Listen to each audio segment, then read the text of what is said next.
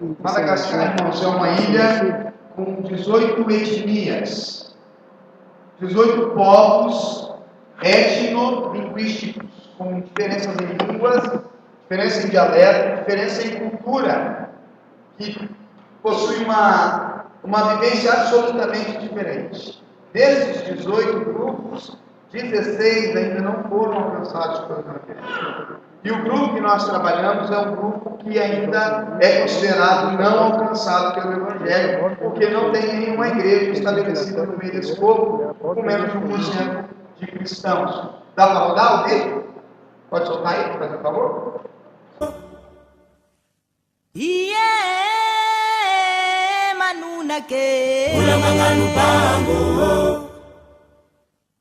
Ni bangu na manga darara kandala. Manunake, ulamanganu bango. Madagascar. A maior ilha da África, com cerca de 590 quilômetros quadrados, possui 3.000 quilômetros de um maravilhoso litoral. Lar de uma impressionante variedade de plantas e animais, muitos deles não podem ser encontrados em nenhum outro lugar da Terra.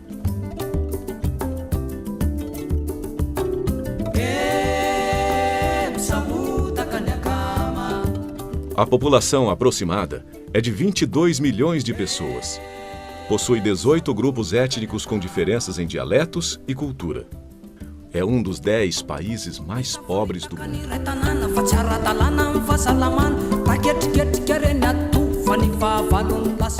A maior parte da população não possui acesso à energia elétrica ou à água encanada. De forma geral, a maioria sobrevive do comércio informal de legumes, frutas e animais, e da cultura do arroz.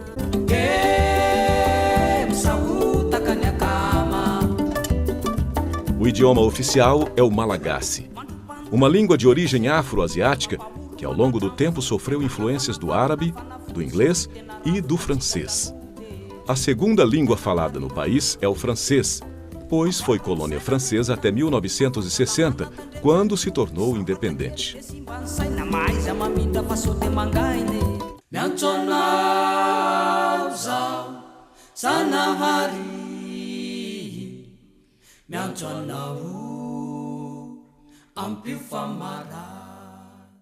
Após laços com o socialismo, na década de 1980, Madagascar vem sofrendo uma explosão de atividades religiosas, resultando um grande sincretismo.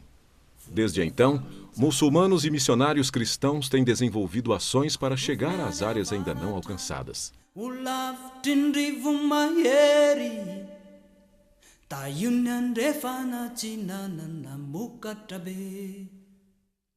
No norte da ilha, o islamismo já é a religião predominante, com mais de 60% da população. Com relação ao cristianismo, grande parte dos que se denominam cristãos ainda integram suas crenças com as tradições relacionadas a honrar aos antepassados. Além disso, a igreja local tem se mostrado impotente diante de uma corrente escura e esmagadora na sociedade malagasy: o animismo.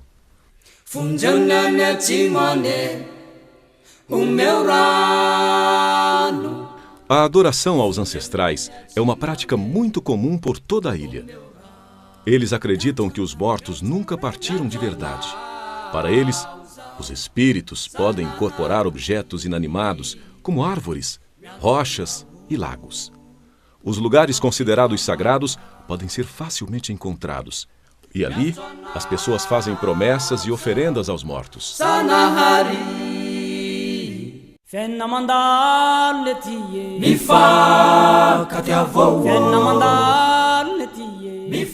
A igreja malagasy apresenta necessidades em diversas áreas.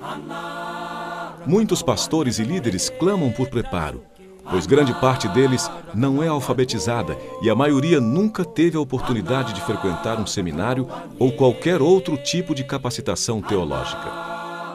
Eles reconhecem a necessidade emergente de ensino e discipulado. Solicitações para o treinamento de líderes são frequentes e vindas de diferentes regiões da ilha.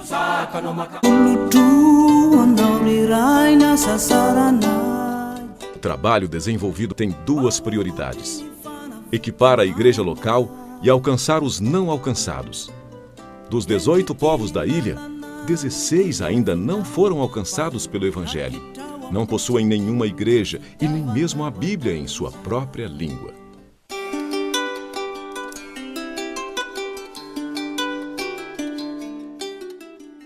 Ao chegarem a Madagascar, de forma especial, se dedicaram ao aprendizado da língua e da cultura malagasy. Foi assim que conheceram a importância da influência da língua local para maior aproximação das pessoas e da cultura. E almejando ensinar a palavra com maior eficácia, praticando o amor de Deus com mais eficiência, investido suas vidas neste projeto. Com o projeto de treinar líderes, fortalecer e equipar a igreja malagasy, para que ela se mantenha firme e centrada na palavra, sendo capaz de enfrentar os desafios do sincretismo, animismo, islamismo e da miséria local.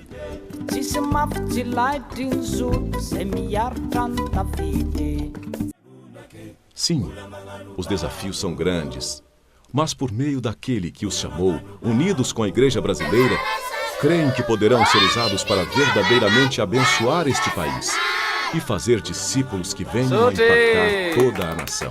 Louvamos e agradecemos a Deus pela vida de cada pessoa e igreja que os tem apoiado. Desejamos que cada vez mais, juntos, possamos continuar a trabalhar para honrar e glorificar o nome do Senhor Jesus até os confins da terra.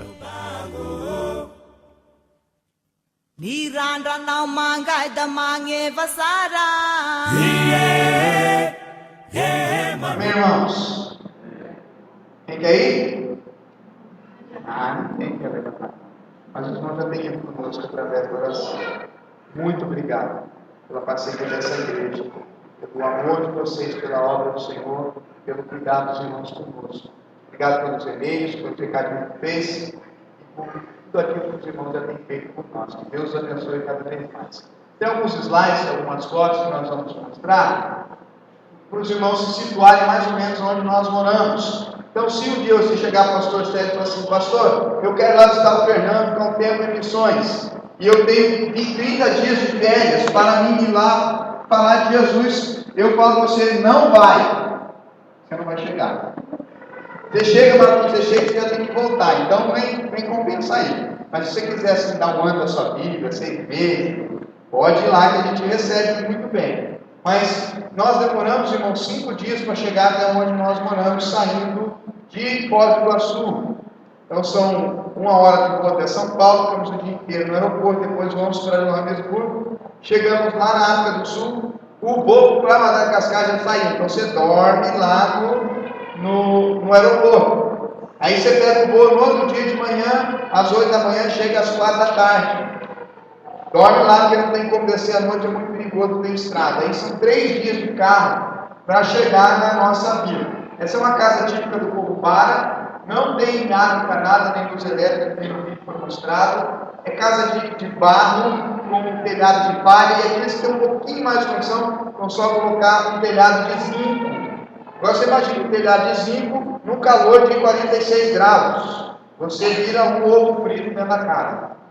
Essa é uma casa, tem 3 casas ali em Malagasy, talvez dentro morem dentro dessas 3 casas, umas 30 pessoas.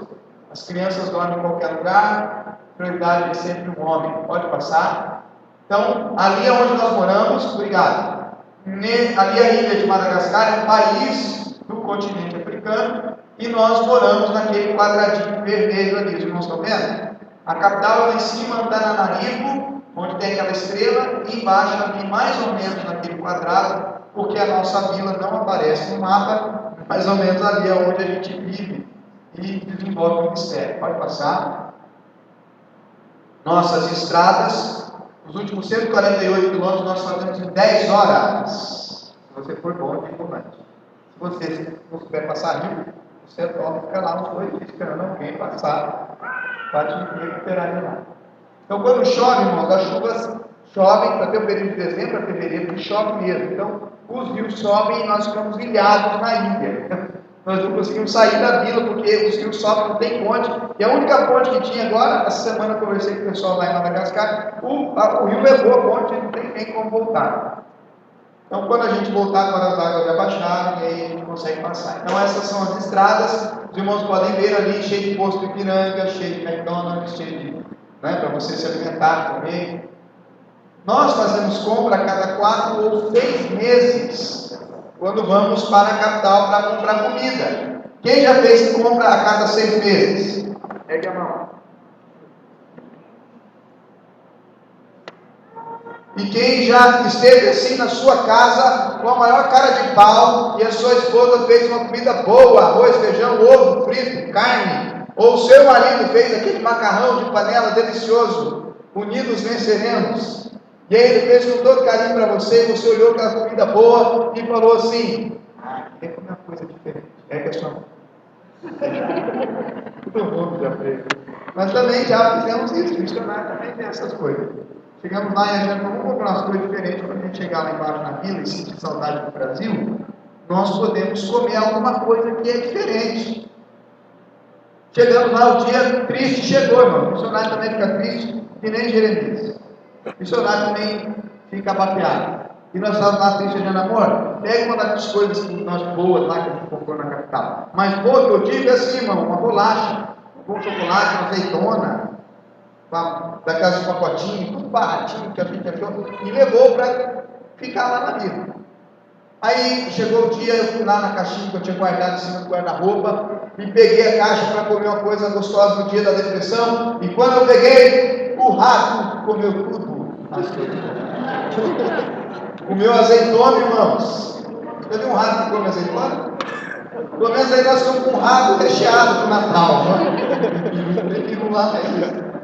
E aí o rato comeu tudo. O que você faz com o rato, irmãos, que comeu as suas guloseimas? Comer. Eu não, você é doido. O rato ficou lá, nós arranjamos um gatinho. As missionárias que estavam lá na nossa casa, cederam a casa para nós e deram um gatinho para nós. Ele era pequeno, magro, e o rato era maior que ele, então ele estava engordando o bichaninho. Um dia o gato sumiu. E caramba, cadê o gato? A minha vizinha, chamada Chulo, perguntei para ela: cadê o gato? Ela riu sinistramente. Cadê o gato? As crianças mataram. Tacaram uma pedra. Crianças, não taquem pedra no gato, tá? Faz uma falta. Cadê o corpo do gato para enterrar? Outra risada assim. Por isso pegou, ele comeu. Não, o vizinho comeu o gato. E eu vi ele, sabe como é que pela a galinha no sítio? Eu vi ele fazendo isso com o meu gato, assim, porco no rolete, gato no espelho. E eu não quis contar para a Jane que eu tinha visto, que a gente falou: amor, não se próximo de nós, eu vou comer o gato. Passou uma semana, apareceu um outro gatinho lá para comer o rato que come azeitonas. E eu fiquei com dó do gato e falei assim para ele: você tá maluco, irmão. Eu olhei para ele e falei assim: vai embora, rapaz. É o próximo da lista dele. Então, melhor você nem ficar aqui. Pode ir, 4, 3 compras. Aqui é a nossa vila, onde nós moramos realmente. Ali é o avião da mata que nos retira quando tem algum problema muito sério de saúde ou alguma coisa, um problema entre a comunidade local, acontece um morticínio, alguma coisa desse tipo. Eles estão prontos para nos retirar. Uma viagem de 3 dias, eles fazem 3 horas de avião. Então nós temos como sair, nós estamos vivendo uma área bem isolada. Pode passar? O povo para, irmãos, ali uma foto com as crianças, são animistas. O que é um povo animista? Um povo que acredita que se eu manipular o mundo material em favor do mundo espiritual, esse ser espiritual vai me dar aquilo que eu quero e que eu preciso. Então eu ofereço para ele uma galinha, um boi, uma vaca, eu sacrifico uma criança, qualquer coisa que essa entidade espiritual lá de cima, que eu nem sei quem é, me pediu. Então eu faço alguma coisa aqui no mundo material para que o mundo espiritual se mova ao meu favor. Nós temos isso também no Brasil, em outros lugares. Pós ungida, sabonete, uma unção, travesseiro do sonho, vassoura para espantar o mal, água da bênção. Tudo isso é fruto do sincretismo religioso com o animismo que nós vemos no continente africano. Criadores de gado, o sistema cultural é patriarcal, quem manda é o homem. Lá, irmãos, eu mando, hein? Aqui no Brasil, eu vou na linha. Lá quem manda sou eu. Lá já não fala nada. Em casa a gente conversa, mas na frente dos outros, ela sente. Então, se você não manda na sua casa, na Madagascar, tá bacana. Menos de 1% cristãos, sem tradução das escrituras, só Lucas e algumas histórias. E a hora de valores é dado, qualquer outra coisa depois do dado, a mulher e as crianças que têm uma vida muito sofrida. As mulheres são para dar prazer sexual para o seu marido, lavar, passar e cozinhar. De vez em quando você pode levar um sabé, porque a comunidade permite que você bata na sua esposa. E as crianças são esse treco aí, botonar, jogado e convive com qualquer coisa. Nós descobrimos que alguns malagasas, nós foram nos contar que eles vendem crianças para o mercado negro na China para fazer porcelana dos ossos das crianças. Então, uma realidade muito triste. Venda de órgãos, prostituição infantil, isso é uma coisa muito natural. Pode passar? A gente comendo com o povo, andando com o povo, ali uma foto do povo bara. Nesse dia aqui nós ficamos na casa desse rapaz chamado Zauna, um dos primeiros baras convertidos para Jesus. Glória a Deus. E nós estávamos ali comendo mandioca. E depois de uma semana comendo mandioca, você fica com vontade de comer uma coisa diferente de novo. Mas o rato comeu tudo, você não tem mais nada na sua caixinha. Você teve que jogar fora. E o que você faz? Eu fiquei com vontade de comer uma coisa diferente. Falei, por exemplo, comer um ovo. É diferente, uma mandioca por semana, um ovo, não tem nada a ver, bem diferente. Cheguei na venda, que tem lá uma vendinha, e esqueci a palavra para ovo. E o povo para e não aponta para o dedo, que é falta de educação. Ô, Serginho, pega lá para mim, não faz isso.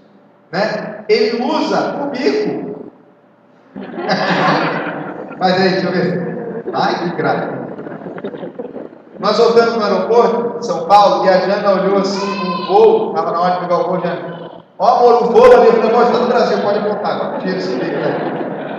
E eles usam o bico, então quanto mais longe está o negócio, mais longe é o bico, mais perto. O Serginho está aqui. O irmão está lá. Entendeu? Essa dinâmica. E eu não sabia falar para outro, eu queria pedir outro, podia ir apontar aqui. E o cara, o que você quer? E não conseguia falar. De repente eu tive uma ideia. Você lá, né? Você tem uma ideia do campo missionário. Eu olhei para o cara e disse assim, ó.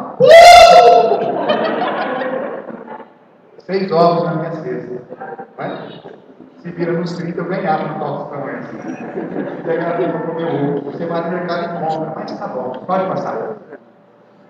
Estamos aprendendo a língua ainda, é muito difícil. Irmão, demorei 3 meses para aprender a falar Deus. Imagina. Aprendendo a cultura e visitando aldeias, onde nós estamos. Pode passar agora só de fotos. Aqui é a nossa casa, não dá para ver muito bem, mas é uma casa bem simples. Shopping center. Se você quiser levar a sua esposa lá, bem baratinho, irmãos. Máquina de lavar roupa, da Jana. Pode passar. Um pouco da cultura, eles matando o boi de manhã, comendo com eles novamente, sentado ali, conversando e comendo bananas fritas. Pode passar. Lavando roupa no rio, eles lavam a roupa, irmãos, fica branquinho. Eu nunca vi uma fralda branca, nem com ombro duplação. Duvido o ombro lavar a fralda que nem aquela. É uma coisa impressionante, fica branco mesmo. Aí eles lavam no rio lá, e aí para secar eles têm tudo no chão. Fazer o quê? Eles comem insetos, é uma dura realidade da fome. Realmente eles comem insetos, porque o que comem, então o que aparece na frente eles comem. Comem gafanhotos, comem morcego, comem cachorro, comem gato, por aí vai. Come. Ali limpando arroz, pode passar. Aqui a gente está trabalhando com as crianças, por causa da fonética e da linguística que fizemos lá na Missão Além, em Brasília, nós conseguimos ler a língua, porque o som é referente à letra. Então o A é A, o B é o B, entendeu? Então nós conseguimos ler a língua. Muitas vezes não sabemos o que estamos lendo, mas a gente lê a Bíblia e as crianças entendem o que elas estão ouvindo. Então é uma forma de nós podermos trabalhar e falar de Jesus e ler as Escrituras para que as crianças conheçam as histórias. Pode passar, visita às aldeias. Aqui um pouco da cultura, vender peixe, o nosso ônibus da Nordeste, 5 estrelas. Vai tudo dentro, irmãos. Porco, galinha, cachorro, gato, gente. Tudo ali. casa, pode passar. O nosso mercado, o fatão. A gente encontra alguma coisa diferente para comer na época de chuva, porque alface, tomate, mamão, pouquíssimas frutas, e carne a gente compra ali, um açougue, carne da Maria Macia, né? Da Friboi. E a gente vive assim, esse é o nosso mercado. Pode passar. Irmãos, quem gosta de churrasco? Com picanha. Pega a mão. Chegamos lá e o cara achou que estava me enganando, porque nós somos brancos no mundo de negros. Então eles acharam que a gente é rico. Eu acho que tudo branco, francês e americano. Eles sabem que a gente era missionário. Ele achou que era rico. E aí chegou lá e eu falei assim, porque eles não vendem um pedaço de carne pelo tipo da carne, pelo tamanho. Então quanto maior, mais valioso. Picanha pequenininha, né? Cheguei lá e falei, quero esse pedaço de carne aqui, porque a gente tinha salvo a foto da picanha no celular. Eu cheguei na vendinha ali, falei, cadê essa carne aqui? Aí o cara, não sei, remontou o boi assim e começou a procurar, eu e ele ficando na mão do boi, tira um pedaço de costelete aqui, pega. A Jana olhou de longe, irmãos, por ela abençoada de Deus, ali, amor, pega. Peguei assim, pequenininha, quanto que você quer esse pedaço de carne? Então, quanto que você me dá? Eu falei, eu quero carne, quem vende é você. Quanto que você quer? Ele olhou para mim assim, achou que ia me enganar. Olhou assim, falou, quero R$3,90. Toma. Se ele soubesse que custa 60 no Brasil, e ele achou que passou a perna de mim. Aí fui fazer com guardinha. Nossa, nós temos um guardinha que cuida da casa, que é obrigatório. E fiz uma comida brasileira. Então, o senhor vai comer uma comida brasileira, um churrasco. Temos um fogareirinho de carvão, coloquei as carnes, os pedaços de picanha lá. Fiz arroz, salada, tomate e purê de mandioca. E a picanha. E dei para ele, e ele não gostou. Eu pensei a mesma coisa que você, irmão, pobre miserável. Pedi perdão para Deus depois. Aí eu falei, por que esse cara não gostou? Na minha cabeça não tinha por que não gostar de carne. E picanha ainda. Aí eu descobri porque ele não tinha gostado da picanha. Ele não tinha dente para mastigar a carne. Não gostou porque só o purê de mandioca. E aí nós descobrimos, se você é dentista, não precisamos de você lá em Madagascar. Ou para o povo, não tem dente. Eles não escovam os dentes mesmo. Então, se é dentista, não vai lá. Só não sei que você faça uma dentadura boa, daquelas duradas. Projeto Madagascar. Chama para aquele culto casa para levinos. Treinamento de líderes, discipulado de crianças e plantação de igreja em Cucubara. É o que nós queremos fazer. Pode passar? Eu acho que já acabou. Treinamento, pode passar. Mais algumas fotos? Pode ir passando. Ali como a gente trabalha com as crianças, ali aqui já está a hora pelo nosso tempo do Brasil, a hora pela nossa saída do Brasil agora, né? Mas nós já estamos indo embora. E é isso que nós fazemos lá, irmãos, tentando agora com o projeto de trabalhar no treinamento de líderes e plantação de igreja entre o povo para, onde nós iremos seguir, servindo a Deus, se o Senhor assim nos permite. Vamos meditar no texto das Escrituras, porque nós falamos muito sobre missão. É importante que nós tenhamos essa compreensão da missão. João capítulo 4.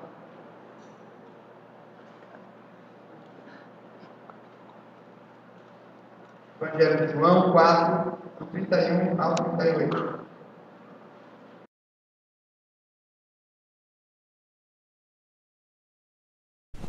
Amém? Todos acharam? Evangelho de João. Você pode abrir sua Bíblia, ligar a sua Bíblia, não é? Mas eu vou deixar um recado aqui, não deixe sua Bíblia no WhatsApp, né, no seu celular. Deus fala de várias maneiras, eu vi isso na igreja, foi legal. Deus fala de várias maneiras, mas Ele não vai falar pelo seu WhatsApp agora, no culto. Então, leia sua Bíblia e vamos meditar junto naquilo que Deus tem para nós. Nesse momento, os discípulos rogavam a Jesus, dizendo, come, mestre.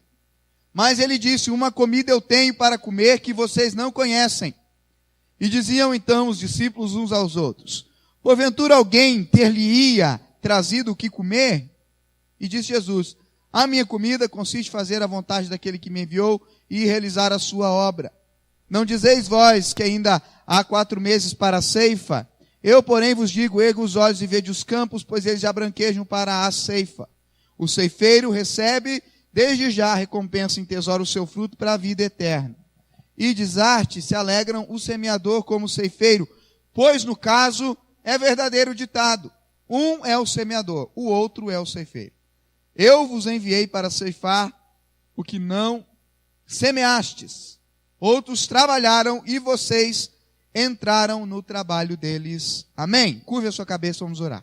Pai santo e eterno, muito obrigado pela sua palavra, que é viva e eficaz, que é a verdade absoluta, padrão de fé, padrão, ó Deus, para a nossa conduta. Ela é infalível, ela é perfeita, não contém erros, e nós cremos de todo o coração que esta é a expressão da revelação do Senhor para nós, a forma como o Senhor se revela na linguagem humana, para que nós conheçamos os propósitos e a vontade do Senhor. Nós louvamos ao teu nome pela tua palavra e pedimos que o teu Espírito fale profundamente aos nossos corações nesta noite, em nome de Jesus. Amém. Irmãos, nós muito falamos sobre missão e missões, mas nós falamos a missão da igreja, mas nós precisamos primeiro pensar, qual igreja? A igreja de Jesus ou qualquer outro tipo de templo erguido na nossa comunidade ou em algum outro lugar para adorar algum tipo de Deus? Qual é a igreja que nós estamos falando? Porque a discussão não é se a igreja tem uma missão em missão transcultural. A discussão é se nós queremos ser a igreja de Cristo, porque a igreja de Jesus, ela é uma igreja missionária. Essa não é uma frase minha, é uma frase do pastor do Projeto Portugal, que diz o seguinte: então a discussão não é se nós queremos participar em missões, mas é que se nós queremos ser a igreja de Jesus. E nesse entendimento de missões, eu acredito que 3 fundamentos são importantes para nós entendermos por que é que nós precisamos nos envolver com isso. Primeiro é o conhecimento de Deus. Alguém já disse, termine o seu tempo, ou passe pouco tempo com Deus, e a sua obra missionária vai acabar. Quanto mais nós conhecemos a Deus e a sua palavra, mais nós iremos entender a obra missionária. Mais nós iremos compreender por que é que nós saímos daqui e fomos para o outro lado do mundo pregar o Evangelho. Quanto mais nós conhecemos o caráter de Deus, o desejo de Deus, como nós lemos ali, por exemplo, Salmo 100 é outro exemplo. Celebrai com júbilo todos os moradores de Toledo ou de Cascavel. É isso? Não. Todos os moradores da terra. Essa é a missão de Deus, de reconciliar homens consigo mesmo. Lá em 2 Coríntios, capítulo 5, diz isso. Deus estava em Cristo reconciliando consigo o homem. Conhecimento de Deus. Nós precisamos ler mais, conhecer mais a Deus, estudar mais a palavra de Deus, ler mais as histórias e entender todo o contexto dessa narrativa histórica de Deus, de como Deus adentrou na história humana para nos redimir e nos salvar em Cristo Jesus. Talvez o segundo base seria a nossa pouca percepção ou o nosso desconhecimento da realidade humana. O homem está perdido sem Deus. O homem é ímpio e a Bíblia diz que o ímpio irá perecer no inferno. Mas se nós não conseguimos olhar o ser humano com os olhos da Bíblia, com essa cosmovisão bíblica, nós nunca iremos entender por que é que eu preciso pregar o Evangelho, por que eu preciso ir lá falar de Cristo, mas é porque eles estão perdidos. Todos pecaram e destituídos estão da glória de Deus. Precisamos entender a realidade humana a partir do contexto bíblico e não a partir de um contexto humano. Dessa nossa nova filosofia da pós-modernidade humanista, onde o homem é o centro do universo e não mais Deus. O homem está perdido. Perguntaram a um pastor, qual é o sucesso do seu ministério? E ele falou assim para o repórter, o que você vê da janela do hotel? Ele falou, vejo pessoas. O que mais você vê? Elas estão andando, estão caminhando, estão comendo, estão fumando, estão bebendo, estão se relacionando. O que mais você vê? Só vejo isso, são pessoas andando aí. E ele falou, essa é a diferença entre mim e você. Eu vejo perdidos, caminhando para a eternidade sem Deus. Essa é a consciência que nós precisamos ter com relação ao homem. E o terceiro pilar talvez seria o exemplo de Cristo. Todos são missionários, irmãos. Jesus andou dentro e fora da sua cultura pregando o evangelho do reino de Deus. Arrependei-vos e crede no evangelho. O exemplo do nosso mestre nos leva, se nós não entendemos nada da história bíblica e nem da missão de Deus e nem da missão da igreja, mas se nós olharmos para Jesus, nós iremos ver a sua compaixão, o seu amor, a sua graça pelos perdidos, por aqueles que estão à margem da sociedade, e nos levará pelo exemplo de Cristo, porque a ética do reino de Deus é ser igual a Deus. Efésios capítulo 6 diz: sede, pois, imitadores de Deus como filhos amados.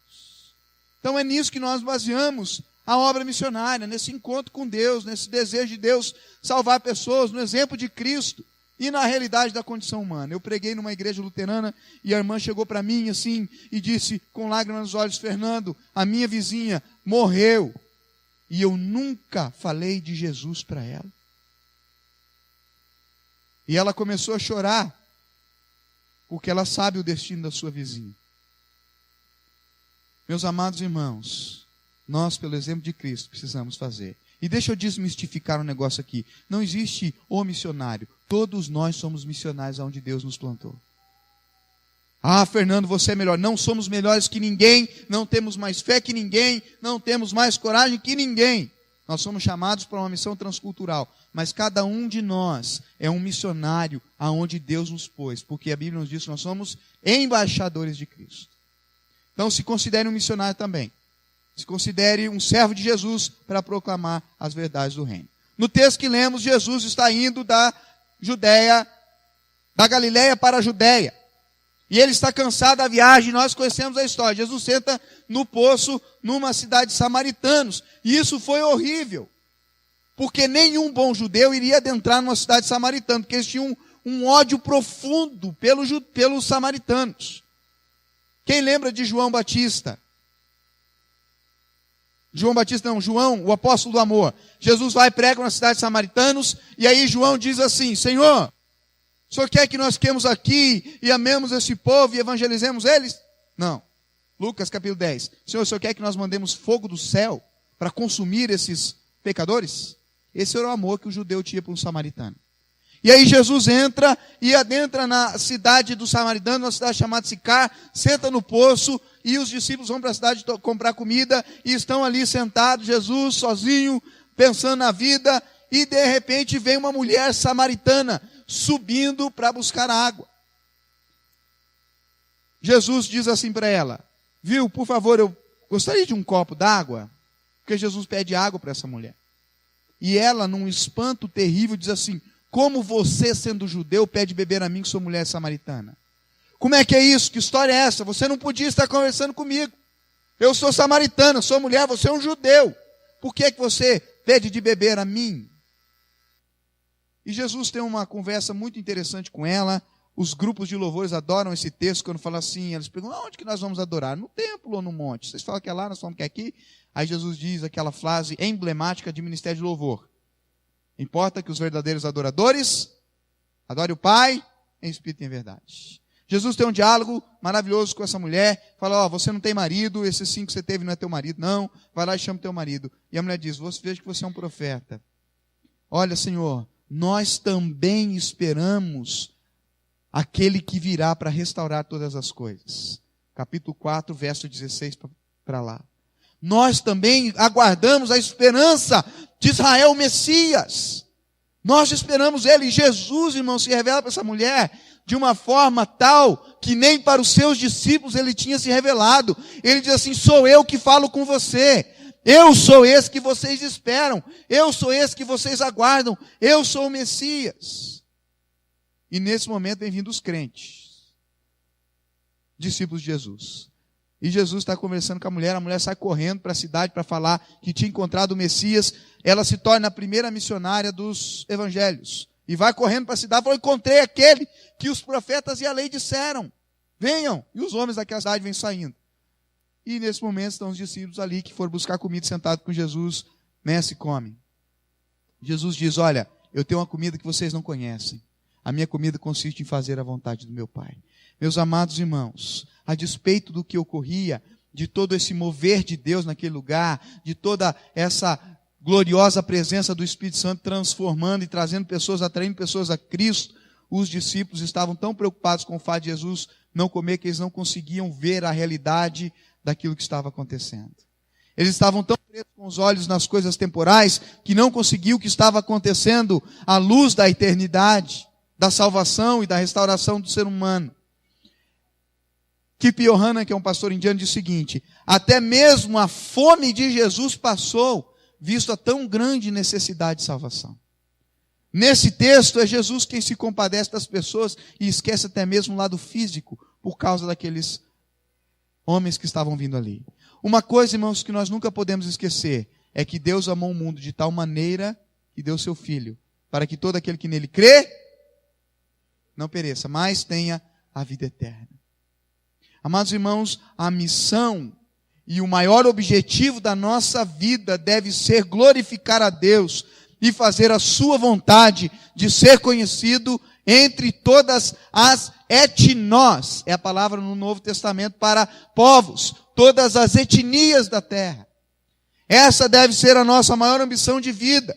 Anunciar a Cristo entre as nações. No lugar onde nós estamos. Falar do amor de Deus, pregar o Evangelho. E se aprove o Senhor, você dispor a sua vida para ir aos lugares mais longínquos da terra, onde ele não foi ainda anunciado. E é o que eu quero falar rapidamente nessa noite, já está acabando meu tempo, mas vou encurtar. Em primeiro lugar, nós precisamos sempre lembrar de uma coisa: a missão de reconciliar o homem com Deus pertence a Deus. O que Jesus disse no verso 34? A minha comida consiste em fazer a vontade do pastor Sérgio, da Igreja Evangélica Livre, do missionário. O que está escrito aí? A minha comida consiste em fazer a vontade daquele que me enviou e realizar a sua obra. A missão, antes de pertencer à igreja, pertence a Deus. Meus amados irmãos, é Deus quem ama, é Deus quem se preocupa, é Deus quem deseja restaurar a sua criação e resgatar o homem perdido para reconciliar consigo mesmo. É Deus quem está trabalhando, apesar da nossa apatia, muitas vezes, com relação aos perdidos. É Deus quem está trabalhando para reconciliar o homem. É Deus quem deseja que o homem seja salvo da condenação eterna. Falei para o Serginho, de 2011 até agora, na Primavera Árabe, que acontece no Oriente Médio, com todas essas explosões de revoluções no continente, no Oriente Médio, desde quando os Estados Islâmicos começam a surgir e gente ser morta por causa de guerra, 150 mil iranianos se converteram a Jesus. E nós pensamos que Deus está parado? Deus não está parado. Deus está trabalhando para reconciliar o homem consigo. E foi isso que Jesus disse: o meu Pai trabalha até agora e eu também. Nós precisamos, irmãos, adentrar na missão de Deus, não para nos sentirmos alguém, mas para que nós possamos ser verdadeiramente discípulos de Cristo. Alguém disse que adentrar na missão de Deus, na verdade, não é uma escolha nossa, mas é algo da nossa própria natureza. Porque a partir do momento que nós nos encontramos com Jesus, o nosso desejo de outros se encontrarem com Deus deve ser intrínseco a nós. Ou nós adentramos nessa missão de Deus e fazemos parte do que Deus está fazendo no mundo, ou nós podemos nos achar lutando contra o próprio Deus. Porque é Deus quem separa um povo para ser a sua própria vitrine. Israel era a luz para as nações, a vitrine de Deus, onde Deus iria ser visto através de um povo. Eles falham, e agora a videira que falhou se transforma num homem chamado Jesus Cristo, e é nele que a seiva brota e dá frutos, e se nós estamos inseridos na videira verdadeira, nós iremos frutificar para o reino de Deus. Essa é a nosso engajamento. Deus é um Deus global, irmãos. Está preocupado com a salvação de homens de todas as etnias, para que naquele dia a sua palavra se cumpra, no livro de Apocalipse capítulo 7, que diz: todos os povos, tribos, línguas e nações estariam diante do Cordeiro, dizendo: a salvação pertence ao nosso Deus. Em segundo lugar, a nossa preocupação com as coisas temporais nos afastam daquilo que é mais importante. Os discípulos estavam dizendo, verso 31, mestre, come.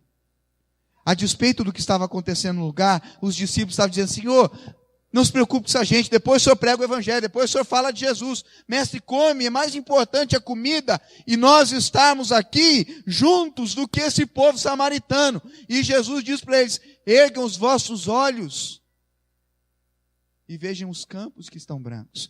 Meus amados irmãos, quando nós tirarmos os olhos de nós mesmos, das preocupações com as coisas terrenas e temporais, nós iremos olhar um mundo em sofrimento, um mundo que precisa de Deus, pessoas que necessitam da graça de Jesus Cristo. Mas nós precisamos erguer os olhos, nós precisamos perder esse desejo pelas coisas materiais que nos sugam e nos destroem diariamente, com a mídia, com o marketing, com as coisas falando que você tem que ter e ser. Sabe por quê, irmãos? Daqui a 100 anos, ninguém vai lembrar o que você comeu, onde você foi. Ninguém vai lembrar da sua camisa, se tinha jacaré, se tinha lagartixa estampada nela, se era de marca boa, se não era. Ninguém vai lembrar disso. Mas o que foi feito para Cristo vai ser lembrado. O que nós deixamos para a glória de Deus vai ser lembrado daqui a alguns anos. Quando as pessoas passarem e falarem, neste lugar, eu conheci um homem, uma mulher que me apresentou a Jesus Cristo. Por causa do materialismo no nosso século, nós perdemos a visão do céu. Ninguém quer ir para o céu mais. Quer morrer para o céu? Eu não, quero ficar aqui mais um pouco. Esse mundo é passageiro. Não nos iludamos com este mundo aqui, irmãos. A Bíblia fala que o mundo e as suas concupiscências irão passar, mas a palavra de Deus irá permanecer para sempre. Nós precisamos perder esse desejo pelas coisas materiais e colocar os nossos olhos no alto, aonde Cristo está. E aí nós conseguiremos contemplar a perdição humana e nós faremos missões com maior fervor. Eu decidi nunca mais perder uma oportunidade de falar de Jesus. E nós podemos falar de Jesus de qualquer jeito. Fui ver o meu cunhado levou eu na firma dele lá e falou que ninguém tinha falado de Jesus para o chefe dele. E eu estava conversando lá, esperando uma oportunidade. E aí ele conversando e eu falei assim, dentro da história da humanidade, teve um homem que fez a pergunta mais importante para todos nós. Ele era um carcereiro, estava com a espada no seu gogó, ia se suicidar. E alguém disse para ele assim, não faz isso. E ele olhou e falou assim, o que eu vou fazer para ser salvo? E este homem preso, que tinha sido açoitado, chamado Paulo, disse para ele assim, crê no Senhor Jesus Cristo e será salvo tu e tua casa. E eu olhei para o chefe do meu cara e falei assim, a pergunta mais importante que um dia todos nós iremos fazer é essa, o que eu vou fazer para ser salvo? E a resposta é, crê no Senhor Jesus Cristo e será salvo tu e a tua casa. Meus amados irmãos, nós podemos fazer mais, nós podemos falar mais de Jesus, nós podemos erguer os nossos olhos e contemplar pessoas indo para a eternidade sem Cristo. E nós podemos falar, Senhor, enche a minha boca com a tua palavra, para que eu possa anunciar a tua graça para aqueles que se perdem. Aquele irmão que você tem que não se converteu, ele está perdido indo para o inferno. Aquele teu chefe, aquele teu amigo, aquele teu médico, aquele teu companheiro, aquele que está à sua volta, teu vizinho, sem Cristo estão perdidos, indo para o inferno. Cabe nós levantarmos os nossos olhos e olharmos. Em terceiro e último lugar, já vou concluir, nós somos enviados por Jesus para a grande ceifa. Verso 38 diz assim, o pastor Sérgio me enviou. É isso aí? A igreja me enviou. O meu pai que é presbítero me enviou. Não? Eu os enviei a ceifar. É Jesus quem nos envia para a colheita. É Jesus quem nos chama para pregar o evangelho. E ele disse assim em João capítulo 17, assim como o Pai me enviou, eu vos envio. Nós somos enviados para o mundo, nós somos enviados para anunciar a Cristo e abrir mão da nossa existência para uma existência infinitamente superior e melhor, que é a existência eterna. Nós temos 70 anos, irmãos, 80 talvez, para aqueles que viverem um pouco mais. Mas a Bíblia diz nos Salmos que é 70 ou 80 anos. Depois disso é cansado e enfado. Então é 70 ou 80 anos para nós pregarmos e vivermos para Cristo, para uma eternidade, para nos satisfazermos com Deus. Jesus nos envia, cada um de nós, aonde Ele nos chamou para pregar o Evangelho e anunciarmos a sua graça e o seu amor. Nós não podemos perder mais tempo, irmãos. As pessoas estão se perdendo. E se a nossa identidade é Cristo, então temos um compromisso com Ele, de anunciarmos o seu amor e a sua graça. Nós não somos chamados para converter ninguém, nós somos chamados para anunciar o amor de Cristo, porque quem convence o homem do pecado, da justiça e do juízo é o Espírito Santo. Nós precisamos ser corajosos, porque se nós entendemos o que Jesus disse, vocês vão ser odiados por causa de mim, se nós já vamos ser odiados mesmo, por que é que não pregamos o Evangelho? Por que é que nós não nos colocamos como colunas da verdade, como a Bíblia nos chama? Colunas, baluartes da verdade, e nos colocamos dispostos a sofrer por Jesus. Jim Elliot foi um dos missionários que morreu nas florestas do Equador em 1900 e alguma coisa, 1950 e alguma coisa, quando eles foram pregar o Evangelho entre os índios Aucas. A propósito, quem já assistiu o filme Terra Selvagem? 2, amém. Hoje à noite, irmãos, amanhã é feriado. Pega uma bacia de pipoca e vai assistir esse filme, está no YouTube de graça, não precisa pagar, nem no cinema. Assiste Terra Selvagem, a história de Jim Elliot e seus amigos missionários que morreram pregando o Evangelho nas florestas do Equador. Perguntaram para a mulher de Jim Elliot, muitos anos depois, o que você acha do seu marido ter morrido no campo missionário? E a resposta dessa mulher foi impressionante. Ela disse: meu marido não morreu no campo missionário. O meu marido já estava morto muito tempo antes, quando ele entregou a sua vida para Cristo e se consagrou para missões. Ele havia crucificado a sua vida com Jesus. Quando nós entendemos a profundidade desse versículo, nós estaremos dispostos a qualquer coisa pelo Mestre. Eu quero concluir com uma história lá de Madagascar. Quem tem medo de alguma coisa? Ergue a mão. Cachorro? Barata? Quem tem medo de barata? Rato? Comedor de azeitona? Gato? Quem tem medo? Eu não tenho medo, irmãos. Medo é para os fracos. Eu tenho problemas. Eu tenho problemas. Se você ri, cuidado, hein? O seu medo pode ser pior que o meu. Eu tenho problemas com galinhas. Galinha é maior que barata, gente, entendeu? Galinha é terrorista. Galinha voa em você. Já experimentou pegar um pintinho da galinha quando ela está choca? Pega para você ver o que acontece. Vira um... E nós estávamos lá em Betruca. Vou contar que está gravando, vai para o YouTube essa depois. Descobri um cara, 1,80 m, pastor da Evangélica Livre, um monstro, desse tamanho, lutador de jiu-jitsu, ele anda assim, ó. Pastor Eri Rodrigues, um monstro de um cara, 1 metro, o Serginho conhece. Quando põe os dois juntos, parece Davi e Golias. E ele lá, cheguei lá, Fernandinho, eu estou ensinando jiu-jitsu pro cara, eu dou os golpes assim, ó, e pá. Eu falei, é mesmo, Eri? Aí descobri que ele tem medo de borboleta.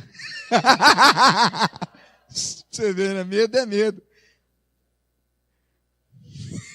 Serginho, depois você liga para ele. Fala que você tem uma borboleta na sua casa para ele vir matar. A menininha dele viu uma borboleta na sala. E era daquelas borboletas bruxas. E daí ele falou assim, a borboleta veio assim, ó. E quando ela veio para cima de mim, eu me joguei no chão, tipo num golpe de jiu-jitsu. Daí a menininha dele parou assim e ficou, pai, você estava com medo. E aí chegamos em Betruca, aquela galinha tinha me atacado. Eu achei que era uma galinha terrorista, com os pintinhos, e fiquei com medo da galinha. E aí fiquei olhando a galinha. Um dia fomos pegar o passaporte na casa de um amigo, e ele não tem muro, é cerca viva, assim, sabe? Cerca viva. Sabe aqueles filmes de terror, que quando de repente parece aquela cena assim, e o terrorista do filme terror põe só metade da cara assim, e a pessoa olha do fundo do quarto e vê a cara do cara que vai assassinar ela, sabe? Mais ou menos assim, porque a galinha fez a mesma coisa. Eu estava no quintal, e ela foi entrando assim, pôs o bico, e fez assim, pô! Eu falei, amor do céu, a galinha. Amor, a Jana, para, amor, que isso, que feio, medo de galinha. Eu falei, amor, a galinha tá ali, amor, olha lá ela. E a galinha, irmãos, entrou no quintal. Eu tinha sido atacado por uma galinha terrorista. E aí, ela entrou no quintal e eu sentei em cima do banco, pus os pés assim, fiquei com medo, falei, ela não vai picar meu dedo. E fica esperto, amor, com a galinha. Jana, amor, por favor, né? E eu lá com medo, irmão, quem tem medo sabe. E a galinha veio vindo. Para piorar, irmãos, os pintinhos vieram atrás. Falei, amor do céu, tá os pintinhos junto, amor. E a Jana, amor, não acredito, essa história da galinha ainda. E a galinha veio e andou e começou a cacarejar. E eu fiquei olhando para a galinha, porque eu estava com medo. E aí fiquei olhando para ela para ver se ela não ia me atacar de novo. E eu só cuidando assim, para onde ela ia. Comecei a perceber que tudo que a galinha mãe fazia, os pintinhos imitavam. Ela ciscava, eles ciscavam. Ela parava, eles paravam. Ela andava, eles andavam. Ela ia para um lugar, elas iam atrás. Eu falei, cara, que impressionante. Perdi o medo da galinha terrorista. Falei, amor, olha que legal isso aqui. A galinha, os pintinhos imitam ela em tudo. Olha que bacana. E fiquei olhando a galinha. De repente, irmãos, Deus falou no meu coração. Fernando, o meu desejo para você é que assim como os pintinhos imitam a galinha mãe, você me imite em todos os meus caminhos. Sede, pois, imitadores de Deus, como filhos amados. Nosso Deus é um Deus missionário que enviou seu Filho para morrer pelos pecadores. O Cristo das Escrituras é um Cristo missionário que andou dentro e fora da sua cultura pregando o reino de Deus. O Espírito das Escrituras é um Espírito missionário trabalhando entre todas as nações para que o nome de Deus seja glorificado. E o ápice do Apocalipse, aonde nós estaremos com Cristo, é um ápice missionário. Todas as tribos, povos, línguas e nações diante de Deus, adorando o Cordeiro, dizendo a salvação pertence ao nosso Deus. Essa frase não é minha, essa frase é de John Stott, o maior teólogo do século passado, do século 20 e 21. Meus amados irmãos, se nós negarmos a obra missionária, nós negamos a nossa própria história como igreja, como denominação e como cristãos. Nós precisamos sim nos engajar na missão que pertence a Deus e ir por todo mundo, ou indo por todo mundo, anunciar o Evangelho de Cristo. Que Deus nos abençoe. Se coloque em pé e nós vamos orar. Senhor, nós te agradecemos pela tua graça, pelo teu amor e por mais esse dia na tua presença.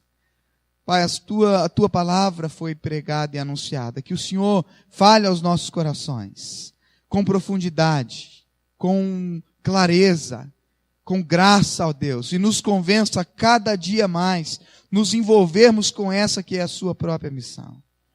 O Senhor nos dá ousadia para anunciar o Evangelho, nos dá ousadia para pregar aqueles que não conhecem, para que nós possamos sentar do lado deles e dizer, eu quero falar de Jesus para você.